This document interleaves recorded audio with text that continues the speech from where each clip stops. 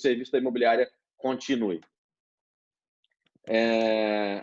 E aí, entrando mais na parte do planejamento financeiro mesmo, o que você considera que é o primeiro passo? Né? Legal, a gente traz o case de dar liquidez para o produto, né? Como primeiro grande insight.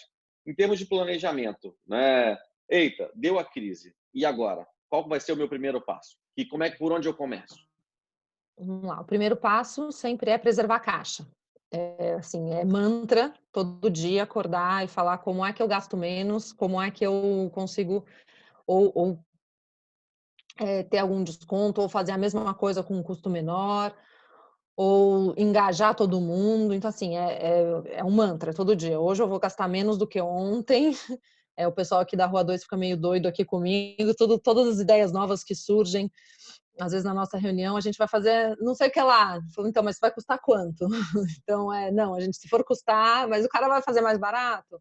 Então, assim, eu acho que esse é um momento da gente rever o que é essencial para a nossa operação, né? E aí vai também de cada um dos negócios, serve para todo mundo e serve isso para nossa vida também, é a mesma coisa.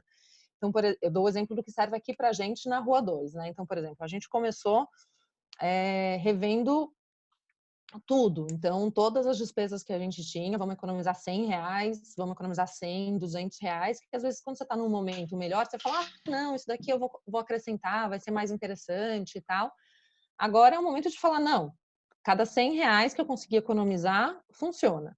Então, para a gente aqui na Rua 2, o que é essencial para os nossos serviços, por exemplo, né? Então, software, né? Software, desenvolvimento e tal, e as nossas pessoas, né? Então, disso a gente partiu. Disso aqui que é essencial, talvez a gente pudesse ter algumas renegociações, mas isso aqui é o que eu não posso cortar.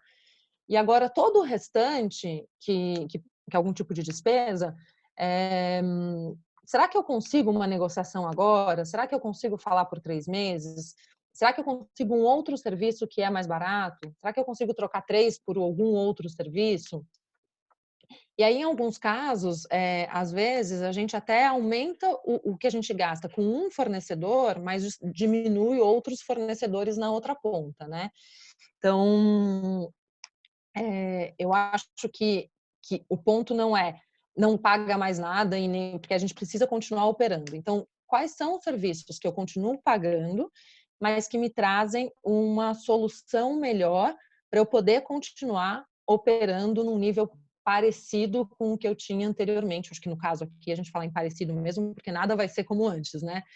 Então, e aí, por exemplo, o serviço que a gente funciona, que a gente entrega, né? Então, por exemplo, fazer uma chamada de vídeo, às vezes fazer uma visita de vídeo, ela para o cliente, quando ele às vezes a gente tem um cliente que está muito acostumado ainda a fazer aquela visita física, né? Mas nada vai ser como antes mais. Então, o cara não vai mais conseguir fazer a visita física, isso não é uma coisa que a gente consegue mais entregar, o corretor não pode mais estar na rua agora, ele só vai poder fazer a visita quando for o imóvel que ele gostar de fato. Então, qual que é o serviço que a gente consegue entregar uma experiência muito parecida e muito próxima do que a gente tinha? Então, por exemplo, uma visita de vídeo. A gente consegue entregar uma experiência próxima e que a gente continua fazendo um negócio de imobiliária rodando? Conseguimos. Então, isso é uma coisa que a gente precisa focar e aí talvez é uma substituição de custos às vezes. Então, eu posso ter um custo menor de um lado, mesmo que eu gaste um pouco mais do outro para eu continuar mantendo a minha operação. E aí, dando um exemplo, como eu falei, aqui no nosso caso, então, por exemplo, a gente revisou custos de software, custos de escritório, despesas com pessoas, né? Todo mundo tem que estar no mesmo barco, no fim a gente tem que engajar todo mundo. Ao mesmo tempo que é tentar entender da crise que se a gente tem alguma oportunidade de vendas, né? E aí de aumentar a receita de todo mundo. Então, como deu o exemplo lá na Gafisa lá atrás, olhar para venda de remanescente, né? De estoque pronto. Por exemplo, quando a gente olhou, e aí dando um outro exemplo, quando eu assumi o Cais Mauá, não sei se vocês conhecem, quem é do Sul, eu tô vendo a Isa aí, que conhece lá a concessão do Cais em Porto Alegre, me ajudou bastante naquela época até, né? Trocando ideia. Era um projeto também que, independente da gente não estar numa crise econômica, o projeto estava em crise, porque era uma concessão do Estado, que os fundos anteriores que tinham assumido tinham muitos problemas, eles tinham algumas investigações, e eu trabalhava num fundo que era de ativos estressados. Então, quando a gente assumiu, a gente não tinha caixa nenhum, o fundo, a empresa, né, que era o CAIS, tinha 50 mil reais de caixa, e a gente precisava fazer o projeto virar e olhar, falar, bom, do que eu consigo extrair aqui desse CAIS? Agora o projeto já acabou, eu não consigo, né, já estamos num problema bem sério aí da concessão que o governo vai retomar. E aí a gente conseguiu achar uma solução que era alugar alguns armazéns, é um projeto tombado de armazéns históricos, super bonito, que alugar armazéns não estava na ideia inicial do projeto, que era fazer um projeto enorme de 10 anos de concessão, na verdade são 10 mais 10 anos de concessão, 20 anos de concessão, mas ali naquele momento a gente conseguia extrair receita da locação de armazéns para eventos temporários. E era o que a gente conseguia fazer naquele momento. Então a gente falou, bom, aqui é onde eu consigo, era uma coisa bem específica, mas era o que a gente conseguia lá. Então, como eu falei, né, a gente tem que olhar para pontos cirúrgicos e olhar e entender, isso aqui eu consigo extrair receita, isso aqui eu consigo diminuir o custo. Diferente de outros momentos, né, que a gente olha para o negócio com uma visão mais animadora, de olhar aquele projeto inteiro e tal. Perfeito, perfeito. Para mim faz todo sentido. Eu acho que na primeira resposta você até trouxe um pouco também de como começa, que consolidando, me parece que primeiro, a gente precisa definir claramente qual cenário a gente vai trabalhar nesse curto prazo. A gente está falando de um cenário de 3 meses, por exemplo, né? E nesses 3 meses está falando em olhar day by day, né? Todos os dias, né? Considerando a perda de receita que vai existir e os principais riscos para a operação, dada aquela crise que a gente está inserido, né? Então, se a gente está falando que a gente vendia 10 milhões, talvez nos próximos 3 meses a gente vai vender 1 milhão ou não vai vender nada. E eu trabalharia com esses 2 cenários, né? Um cenário de 15% em vendas, 20% em vendas e um cenário de 0, né? Que aí vem o próximo passo. Ainda dentro de cenários, quais são os riscos que a minha operação passa? E aí a gente sabe que um dos grandes riscos nesse momento é o risco com relação às garantias de locação, né? Porque esse é o principal risco que as imobiliárias, das imobiliárias, falando em locação, né? E quais são os cenários de inadimplência com relação a isso, para me preparar. E depois da definição dos cenários, como o caixa se comporta considerando esses cenários nesse prazo que a gente está considerando de crise. Definiu o cenário, olhou como o caixa se comporta, aí vem o dever de casa. Como a gente vai reprogramar os custos da companhia para permitir que ela passe da melhor forma possível por esse momento em que o cenário não é positivo, né? Isso vira Agora, uma e lição como que diária, resolve esse né? gap? É isso.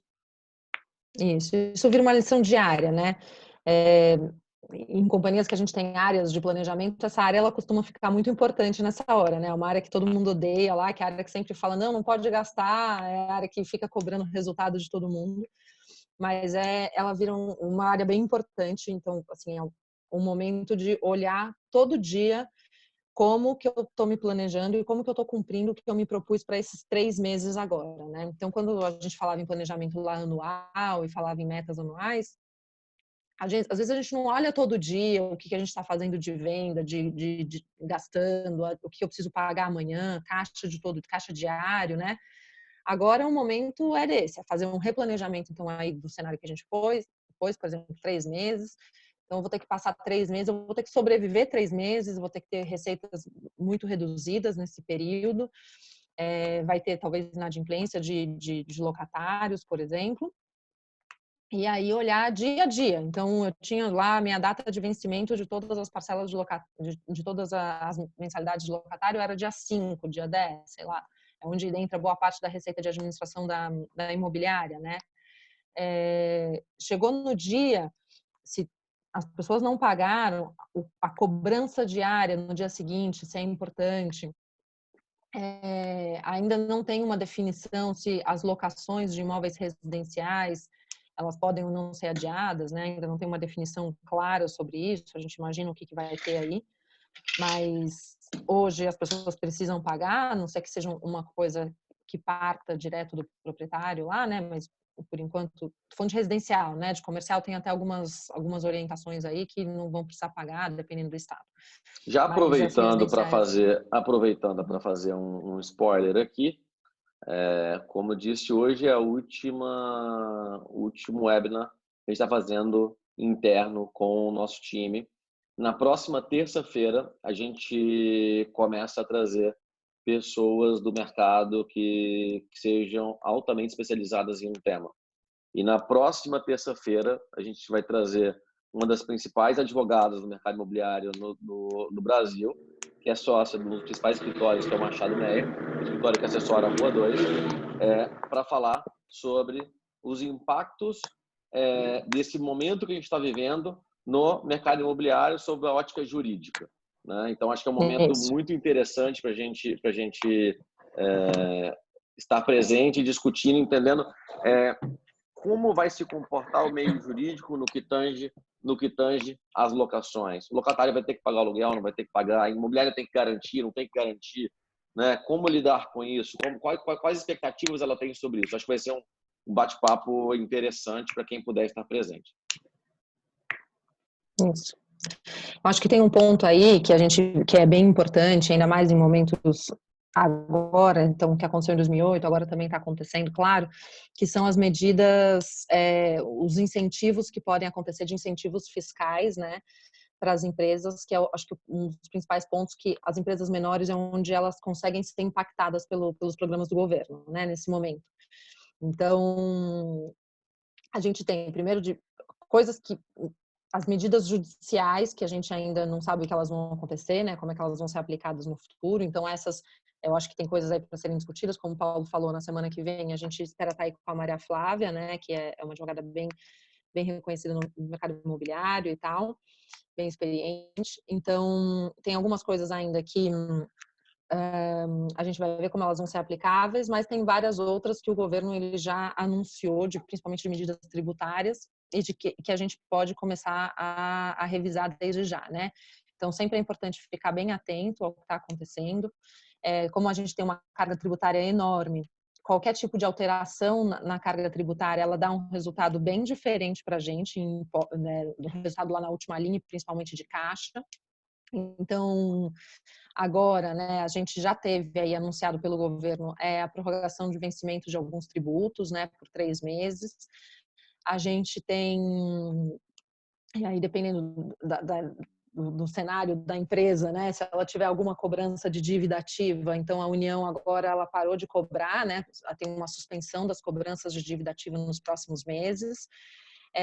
E a postergação de recolhimento de, por exemplo, FGTS. Então, o que precisa é avisar que você não vai recolher agora, né? Fazer a guia de qualquer maneira, não fazer o recolhimento e postergar esse recolhimento para daqui 3 meses, sem multa e juros como ocorreria, né? E eu acho que essas são as principais medidas hoje que impactam a gente aqui e o nosso mercado principalmente, né? E aí Legal. tem Então vamos só algumas recapitular quais são as prorrogações. 3 medidas, Mar? Tem prorrogação de vencimento de tributos, que eu acho que é bem importante. Então, para quem paga ISS, INSS e tal, vão ser postergados. O recolhimento do FGTS, que eu acho que esse é um dos principais, principalmente para manter os empregos, né, manter as pessoas trabalhando. Então, como tem um valor muito alto de que precisa ser recolhido de FGTS agora, então, e que no fim não muda nada na vida do funcionário hoje, né? Então, se você recolher daqui 3 meses. E tem algumas... A suspensão de dívida, de cobrança da dívida ativa, para quem tiver dívida ativa com a União. Tá. Como faço para ter acesso a esses 3 itens? A esses O importante benefícios? isso. A suspensão da cobrança da dívida ativa ela vai ser suspensa de qualquer maneira, né? Não vai ser cobrada pelos próximos meses. Recolhimento do FGTS precisa ser declarado, mas não recolhido. É simplesmente você faz a declaração como fazia antes e não paga a guia. E aí paga essa guia daqui 3 meses. Normalmente os imobiliários têm alguém que faz a folha, um contador, né? Na verdade, se tiver um contador terceiro, esse contador que ele já está fazendo a folha aí para vocês, é quem vai ter que fazer essa solicitação, tá? Tá. E Tem o a prorrogação financiamento do da vencimento folha. dos tributos. Oi. E tem algum incentivo com relação à folha de pagamento para empresas a partir de 360 mil de faturamento, né, com uma carência e uma taxa de Exatamente. 3,75 ao ano, que acho que é super interessante também. Isso. Tem algumas regras, né, para isso. Então, tem a regra aí de não poder demitir nenhum funcionário nos próximos 2 meses, Isso. para poder ter direito a esse financiamento com essa taxa super baixa de 3,75. Quem está operando são os bancos, os principais. Todos os bancos vão poder operar. Começou com o Banco do Brasil e Caixa, né? E aí tem uma coisa que é bem bacana, assim, é bem importante nesse momento quem tiver acesso a crédito. Grandes empresas fazem muito isso, que é sacar linhas de financiamento. Então, principalmente oportunidades agora como financiamento de 3,75, que é super barato. A gente nunca viu financiamento desse modelo antes, a não ser se fossem linhas de BNDES, né? Então, nesse momento, como o caixa é muito importante, então se a gente tiver acesso a linhas de financiamento, sempre é importante. Tomar dinheiro barato a qualquer momento, seja crise, quando está crescendo ou quando está diminuindo, tanto faz. Dinheiro barato sempre é bom. E agora eu acho que é bem relevante as empresas conseguirem ter acesso, né? As conversas com os bancos não estão fáceis agora nesse momento. A gente sabe que apesar do governo ter decidido essas medidas, até elas chegarem direto aqui nessa camada das pequenas e médias empresas é complicado. O banco continua, independente se ele é um banco do governo, se ele é um banco privado, eles continuam sendo bem burocratas ainda para ter essas discussões com o banco, mas sempre vale procurar. Então, as imobiliárias que têm conta na Caixa e no Banco do Brasil, essa discussão já está aberta. E os outros bancos, Itaú, Bradesco e Santander, que são os bancos também, os 3 maiores bancos aí que vão financiar também, se vocês conseguirem falar com seus gerentes, é importante. Dá para começar a ter esse tipo de conversa já agora. Bacana, bacana. E para gente encerrar, é sempre super delicado esse tema, né? A gente precisa repensar a empresa e chamar todo mundo e começar a conduzir uma, seja redução do salário, que é uma outra coisa que tem sido discutido também, de ajuste de legislação para isso, discutir corte de uma série de custos, uma revisão na forma de pensar. Como você considera a melhor forma do responsável pela área financeira liderar esse tema? Agora é um momento super importante de estar todo mundo junto, engajado mesmo, né? E aí, nessas horas que a gente vê quem está junto com a gente e quem também que quer crescer depois, né? No fim. Então, ao mesmo tempo, e aí eu venho de uma cultura de distribuição de resultados muito importante, né? Então, a Gafisa, a GPI, né, bem conhecidas aí, principalmente a GP, os 3 Ambev lá, grandes bônus e tal, que a gente dividia os lucros na felicidade. Infelizmente, agora é uma hora também de dividir um pouco de dificuldade com todo mundo, né? Então, quando a gente engaja os colaboradores para eles entenderem dessa cultura que a gente fala de cultura de dono, do cara que se sente responsável pelo que ele está fazendo, a gente espera que todo mundo também se sinta responsável agora pela empresa que a gente tem, ou pelo negócio que a gente toca, ou veja isso. E, infelizmente, é assim, né? A gente precisa olhar para todas as despesas, como eu falei. Quando a gente olha lá e fala, o que eu vou manter aqui? Pessoas é super importante. Então, essa é uma das últimas linhas que a gente tenta cortar, né, lá. Então, porque no fim, quem constrói aquele negócio, independente se a gente tem um negócio digital, né, físico e tal, são as pessoas. Então, a última linha que a gente vai olhar é de gente. Então, depois que a gente fez todos os cortes que a gente conseguia, quando eu chego em gente, a gente pode fazer hoje, né? Então, tem algumas discussões aí sobre redução de salário e redução de jornada, né? Então, as pessoas vão trabalhar de casa, em alguns casos, talvez vão trabalhar só à tarde, ou trabalhar só de manhã, ou enfim, dar férias. Pode-se dar férias coletivas agora. Mas acho que é importante todo mundo entender o momento e fazer com que todo mundo enxergue que é isso ou não é, né? Para a pessoa, né? Então ela pode agora ou aceitar que a gente vai passar por um momento difícil, que a gente e entender que ela está sendo acolhida pela empresa e falar, não, a gente vai passar junto por isso agora, ou então, infelizmente, o cenário é muito pior, né? O que a gente não quer é exatamente a gente ter que dispensar pessoas. Então, no fim, é uma divisão de perdas aí.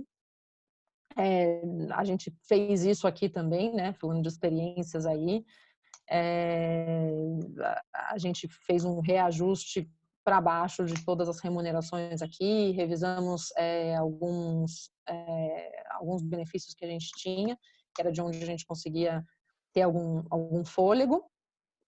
E, enfim, é uma notícia difícil, ela é triste, mas ela serve para todo mundo. E aí eu acho que o importante no engajamento é sempre a gente dar o exemplo, né? Então, acho que aqui na Rua 2 a gente fez isso com todo mundo, todo mundo, todo mundo. Então, acho que aí tá o Paulo para falar. Reduzimos de todos, Paulo, eu, todos os heads, analistas, todo mundo precisa contribuir um pouco. Então, o Eu exemplo acho eu que acho que é muito importante. a gente busca muito trabalhar dessa forma e foi isso. Na verdade, a primeira atitude de redução de custo da empresa foi mudar o quanto a empresa me remunera. Porque se é para cortar, tem que cortar na carne. E se não começa por mim, que exemplo eu estou dando? Como é que a gente quer mexer na empresa se as lideranças da empresa não estão envolvidas e não estão aceitando reduzir na pele, né? Então, acho que isso faz todo sentido para para receber de volta da empresa o comprometimento de que, poxa, eu vou reduzir também, eu vou mexer também, né? Eu acho que faz sentido, Mar. Pessoal, estamos chegando aqui ao final desse bate-papo sobre planejamento financeiro. Queria ouvir de vocês, se vocês querem trazer algum caso, dar alguma sugestão, fazer alguma pergunta, perguntar alguma coisa específica para a Maria Amélia, ou comentar alguma coisa de como está sendo o desafio de vocês nesse momento. Acho que é o momento da gente ter uma troca e ver se faz sentido a gente trazer um pouco mais de informação aqui para a conversa, para agregar conhecimento para todos.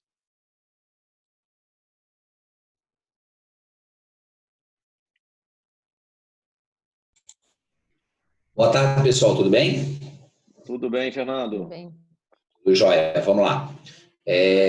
Eu fiquei responsável aqui, eu sou da Imobiliária Biguaçu, sou gerente de locação, e eu fiquei engajado na negociação, de receber os pedidos, né, de solicitação de renegociação de locação, e a gente tratar cada um de forma individual, analisando cada situação e levando ao conhecimento do proprietário para que a gente pudesse estar fazendo cada negociação. O que eu tenho passado, que é o que eu penso realmente, eu concordo com vocês, vai ser aí, a gente isso aí vai se perdurar por de 3 a 4 meses ainda, para que a gente comece a respirar novamente. E isso tem sido passado principalmente aos proprietários, que são as pessoas que têm, digamos assim, o poder de fazer uma negociação e dar esse respiro aos proprietários, né? E automaticamente o que eu tenho feito? Eu tenho levado aos proprietários que realmente é um problema mundial e que realmente, infelizmente, ninguém vai passar ileso. Ninguém. Seja um funcionário aí que tem um salário fixo aí de R$2.000 mensais, aquele que ganha 15, o que ganha 10, todo mundo vai perder alguma coisa. Infelizmente, na minha opinião, é uma grande verdade isso, que realmente todo mundo vai perder e é hora de todo mundo se ajudar. Então, os proprietários a qual eu tenho feito contato, né, a gente tem tido até bastante êxito na questão das negociações, proprietários super receptivos, que realmente está todo mundo vendo o que está acontecendo. Então, a experiência que eu tenho para trocar é essa, realmente é isso, é levar o conhecimento da pessoa a verdade dos fatos, que realmente todo mundo vai ter que se ajudar para que foi como a Maria Amélia falou, é o momento de ver quem é o parceiro da empresa, o funcionário que é o parceiro, e aquele funcionário que está aqui para esperar o salário no final do mês. Então, realmente, assim, ó, todo mundo que ajudar a empresa a passar por esse momento, a passar por essa crise que a gente está vivendo, com certeza vai ser lá na frente visto com outros olhos e vai ser valorizado por isso. Então, o recado que eu deixo é esse. Perfeito. A dor aproxima as pessoas, né? A dor aproxima as pessoas. Por aí. Não tem Não, eu acho que tem um ponto bacana aí que o Fernando falou, que é o seguinte, né? De levar e discutir com o proprietário o que ele quer fazer, né? Então, por exemplo, você falou no caso das renegociações aí. E eu acho que, independente se a gente vai ter a conversa na semana que vem com o jurídico e tal, independente do que venha a ser decidido, a gente vai ter um afogamento aí do judiciário muito grande nos próximos meses, né? Então, as pessoas que conseguirem resolver os seus problemas agora de maneira amigável, e às vezes é mais fácil você falar, não, mas eu tinha direito naquele contrato lá, ou eu não preciso pagar, ou eu preciso receber, enfim, dependendo de qualquer lado que você esteja. Fala, não, mas eu tenho direito, eu vou conseguir isso depois. Você vai, mas você vai demorar, a gente não sabe o que vai acontecer, né? A gente já tinha um problema grande do judiciário anteriormente, e agora ele, assim, tá tudo fechado, nos próximos meses a gente não sabe o que vai acontecer, né? Então, acho que as renegociações, por exemplo, de aluguel, quanto melhor o cara for mais fácil para o cara fazer agora e te tirar da frente e acertar a vida, não. Às vezes é melhor renegociar por 50% do aluguel. Dá um desconto de 2 meses por 50% do aluguel, é melhor receber 50% do que não receber, né? É a lógica do que a gente estava falando lá sobre preservar a caixa em todas as esferas da vida, comercial e pessoal, né? Então, assim, hoje é melhor, se tivesse um imóvel alugado, do qual eu tenho, inclusive, eu me paga 50%, fica aí no meu imóvel, não quero ter que discutir isso daqui 3 meses e ter uma discussão muito maior judicial, né? Então... A negociação hoje que mais está dando certo, que inclusive eu tenho um prédio aqui que eu administro, são 38 unidades pertencentes à paróquia da nossa cidade aqui, que é Biguaçu. E até conversando com o padre disse, olha, eu vou dar uma ideia de negociação para você, que eu julgo ser uma ideia justa, porque o que acontece? Esse valor, eu tenho vários clientes nessa situação que recebem a locação e aquilo ali é a única fonte de renda para ele sustentar ele e a família dele. Eu tenho várias pessoas nessa situação. Então, o que acontece? Aí o padre, na primeira negociação que eu fiz, que foi uma das primeiras, eu fui com a seguinte proposta para ele, padre, eu tenho dos 38 clientes, 10 me procuraram, solicitando um desconto de 50% na locação durante o período onde houver o decreto que as pessoas não podem trabalhar, não podem usufruir do comércio. Fernando, eu vou te fazer uma contraproposta. Eu vou concordar com os 50% agora, para as pessoas poderem pagar. Então, todo mundo, durante o período da crise, vão pagar 50%. Após o período da crise, vamos supor, mais 1, 2 meses, nós vamos manter os 50%. Depois, nós vamos pegar todo esse pacotão, esse saldo remanescente que a pessoa não pagou, e nós vamos parcelar para ela assim, ó, em 12 vezes, sem juros. Uhum. E essa negociação hoje, dentro digamos assim, da minha planilha de negociação, em 80% dos casos é o que está acontecendo. Onde as pessoas estão abrindo, que meio que o banco, ele, como é que eu vou dizer, ele ditou uma tendência, que é o seguinte, eu não vou perdoar a tua dívida, sabe? Isso. Eu vou fazer o seguinte, eu vou pegar a tua dívida e vou protelar ela. Então, isso meio que seguiu o parâmetro que as pessoas estão seguindo. Pô, o banco não está perdoando a minha dívida, eu tenho um financiamento do meu carro, o banco não está perdoando 2 meses, ele está pegando esses 2 meses, parcelando ou jogando para o final. Como na locação tu não consegue jogar para o final, porque a princípio a locação não tem final, ela só tem o final quando relativamente entrega o imóvel, tu não tens como prever essa entrega, o que acontece? Automaticamente as pessoas estão fazendo isso, então deixa esse período de crise para a pessoa poder passar 1, 2, já fica negociado, 1, 2, 3, até 4 meses, para que a pessoa possa pagar 50% do valor da locação. E após esse período de 4 meses, se a crise perdurar por os 4 meses, mais 2 meses para ele respirar, e depois disso pega esse 50% que ele não pagou e faz lá para ele em 12 vezes, de locação sem multa, sem juros, sem nada, limpinho, como se estivesse em dia. Parcela em 12 vezes, a pessoa vai estar se recuperando e automaticamente ela consegue fazer esse pagamento. Então, essa hoje, aqui na minha região, é o que a gente mais está conseguindo em termos de negociação. A gente tem visto Perfeito. bastante negociação com lógicas parecidas com essa, de fato, dar um desconto agora no período e daí o restante vai lá para o saldo do devedor e é parcelado, né?